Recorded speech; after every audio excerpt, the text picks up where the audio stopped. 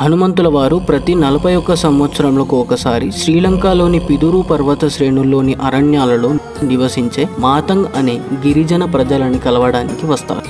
ఆ గిరిజనులు హనుమంతుల వారిని ఎలా కలుస్తారు, ఆ ప్రాసెస్ ఏంటి, ఎవరైనా ఆ ప్రాసెస్ని వాడి ఆ హనుమంతుల వారిని కలవవచ్చా? ఒకవేళ పాసిబుల్ అయితే అది ఎలా? ఒక రహస్యమైన మంత్రాన్ని హనుమంతుల వారు ఈ గిరిజనులకు ఇచ్చారు. అయితే ఏదైనా ఆపద సమయంలో ఈ మంత్రాన్ని జపిస్తే కాంతి వేగంతో మీ ముందుంటాను అని వరం ఇచ్చారంట. అయితే ఆ మంత్రం ఏంటి, అలాగే దాన్ని ఎలా జపించాలి అనేది ఈ వీడియోలో చెప్తాను. అసలు ఇదంతా నిజమా లేదా ఒక కల్పిత కథ? ఇవన్నీ డీటెయిల్డ్గా తెలుసుకుందాం. వీడియో చాలా ఇంట్రెస్టింగ్గా ఉంటుంది. స్కిప్ చేస్తే ఇన్ఫర్మేషన్ మిస్ అవుతారు. సో ఫుల్ వీడియోని స్కిప్ చేయకుండా చూడండి. ఇక వీడియోలోకి వెళ్ళిపోదాం.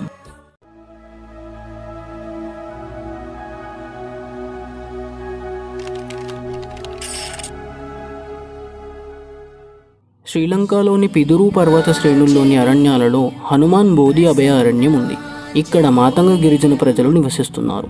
వారు ఒంటరిగా మరియు బయటి ప్రపంచానికి బహిర్గతంగా నివసిస్తున్నారు.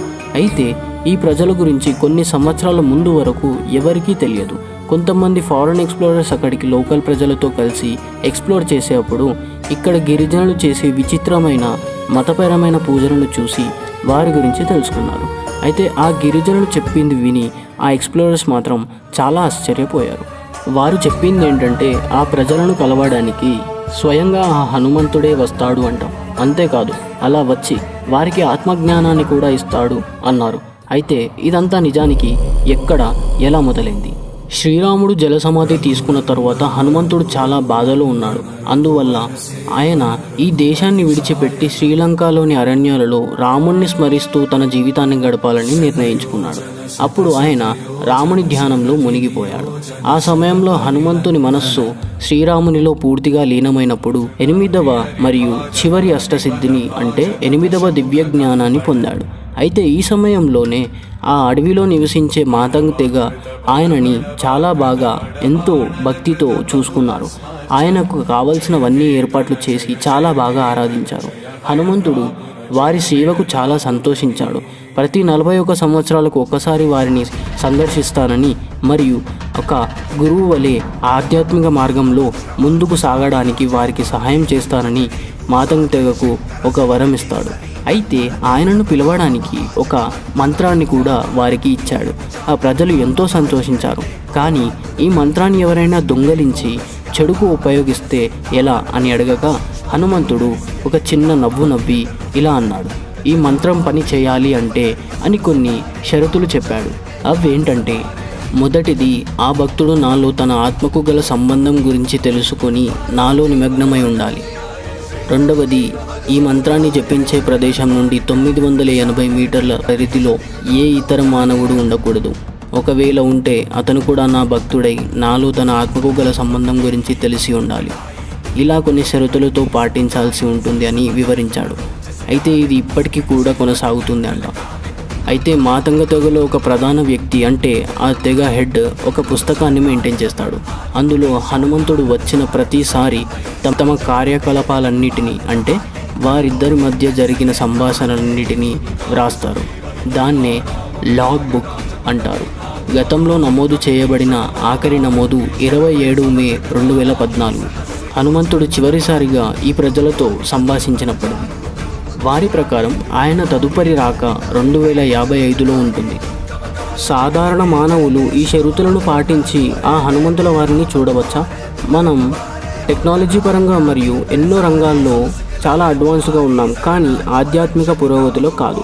అంటే స్పిరిచువల్ అడ్వాన్స్మెంట్లో వీళ్ళకన్నా ఎంతో వెనుకబడి ఉన్నాం. మనం మన కంటితో ఎన్నో అద్భుతాలను చూడగలం, కానీ దైవాన్ని కాదు. దైవాన్ని చూడాలి అంటే ఆధ్యాత్మిక సాధన ఉండాలి.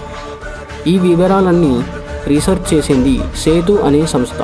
ఈ సంస్థ ప్రకారం 2014లో ఆ హనుమంతుల వారి రాకను తెలుసుకొని వారు తమ కళ్ళతో ఆ హనుమంతుల వారిని చూడాలనుకుంటున్నాము అని మాతంగ తెగ ప్రధానికి చెప్పారు. కానీ మీది ప్యూర్ సోల్ కాదు గనుక మీరు ఆయనను చూడలేరు అని వారు చెప్పారంట. ఒక వ్యక్తి ఆ హనుమంతుల వారి దర్శనం పొందాలి అంటే అతను కొన్ని కఠినమైన నియమాలను పాటించాల్సి ఉంటుందంట. ఆ వ్యక్తి బయట వ్యక్తులతో ఎలాంటి సంబంధం లేకుండా 1 సంవత్సరం పాటు అడవిలో హనుమంతుడిని పూజించాలి మరియు అతని ఆత్మ హనుమంతునితో ప్రగాఢంగా అనుబంధం కలిగి ఉండాలి.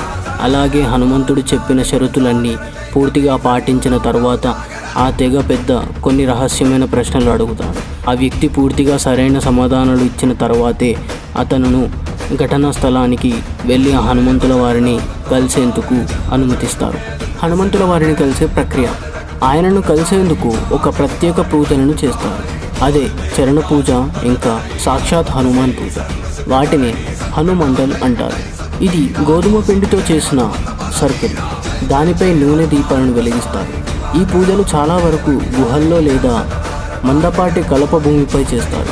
ఈ గోధుమ పిండితో చేసిన సర్కిల్లోనే ఆ హనుమంతుల వారు తమ పవిత్ర రూపాన్ని వారికి అనుగ్రహిస్తారని మాతంగ తెగ వాదిస్తోంది. రామాయణ కాలంలో ప్రజలు చాలా స్వచ్ఛంగా ఉండేవారు. అయితే యుగాలు గడిచే కొద్దీ హనుమంతుల వారిని చూసేంత పవిత్రంగా లేరు. కానీ మాతంగ తెగవారు ఎప్పుడూ బయటి ప్రపంచానికి దూరంగా ఉంటారు. అందుకే ఆ ప్రజలు ఆ సమయంలో ఎలా ఉన్నారో ఇప్పటికీ కూడా అలాగే ఉన్నారు. వీళ్ళు అడవిలో నివసించే జంతువులు మరియు పక్షులతో సంభాషించగలరు అని నమ్ముతారు. వారి ప్రకారం ఈ జంతువులు మరియు పక్షులు కూడా ఆ హనుమంతుల వారి దర్శనం పొందుతాయి. ఇక్కడ గిరిజనులకి ఆ హనుమంతుల వారు ఇచ్చిన రహస్యమైన మంత్రం ఇదిగోండి. కాలతంతు కార్యచరంతి ఏనర్మరిష్ణు నిర్ముక్తేర కాలే త్వం అమరీష్ణు. ఈ వివరాలన్నీ సేతు అనే సంస్థ రీసెర్చ్ చేసింది. ఈ సంస్థ రామాయణంపై పరిశోధన చేస్తున్న సంస్థ మరియు వారు రామాయణానికి సంబంధించిన అనేక బలమైన ఆధారాలను కూడా కనుగొన్నారు. ఈ సంస్థ మాతంగ తెగకు చెందిన లాగ్ బుక్ ఏదైతే ఆ తెగ ప్రధాని హనుమంతుల వారిని కలిసినప్పుడు విషయాలు రాస్తారో దాన్ని పరిశీలించడంలో నిమగ్నమై ఉంది. ఈ లాగ్ బుక్ని వివిధ భాషల్లో అనువాదించారు. ఆ పుస్తకంలోని మొదటి చాప్టర్ని వారి వెబ్సైట్లో పోస్ట్ చేశారు. అందులో మాతంగ ప్రధాని ఆయనను హనుమంతుల వారిని కలవడానికి వెళ్ళినప్పుడు ఆయన పర్వతంపై ఎలా కూర్చున్నాడు అని వివరింపబడింది. ఆ తరువాతి చాప్టర్లో ఎలా ఆయన ఆ ప్రజలతో మాట్లాడాడు, వారిద్దరి మధ్య జరిగిన సంభాషణ గురించి వివరింపబడింది. ఇప్పటివరకు చెప్పుకున్న ఇన్ఫర్మేషన్ మొత్తం నిజమా లేదా కల్పితమా? ఇప్పటి వరకు చెప్పిన కథ మొత్తం www.setu.asia ఉంటుంది అని నేను వేరే సోర్సెస్ నుండి తీసుకున్న ఇన్ఫర్మేషన్లో ఉంది. అయితే ఈ ఇన్ఫర్మేషన్ మొత్తం నిజమా లేదా కల్పిత కథ అని ఈ వెబ్సైట్ని ఓపెన్ చేశా, కానీ ఆ వెబ్సైట్ అసలు ఓపెన్ అవ్వలేదు.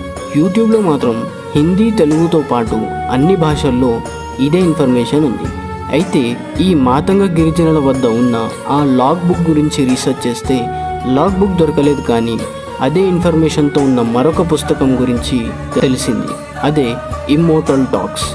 ఈ పుస్తకం 2 భాగాలుగా ఉంది. అంటే immortal talks 1 and immortal talks 2. వీలైతే ఈ పుస్తకాన్ని చదవండి. మొదట ఈ ఇన్ఫర్మేషన్ ఫేక్ అయి ఉండొచ్చు అని వీడియో చేయకూడదు అనుకున్నాను, కానీ ఈ ఇమ్మోర్టల్ టాక్స్ ఎక్స్ప్లెనేషన్ యూట్యూబ్లో విన్న తర్వాత ఏ కథ ఊరికే సృష్టించరు, అందులో ఏదో నిజం ఉంటేనే అది బయటపడుతుందని తెలుసుకొని ఈ వీడియో చేయడం జరిగింది. మీ అభిప్రాయాన్ని కమెంట్లో తెలపండి. వీడియో పూర్తిగా చూసినందుకు థ్యాంక్స్. వీడియో నచ్చితే ఛానల్ని సబ్స్క్రైబ్ చేసుకొని షేర్ చేయండి. మరొక మంచి వీడియోతో మళ్ళీ కలుసుకుందాం.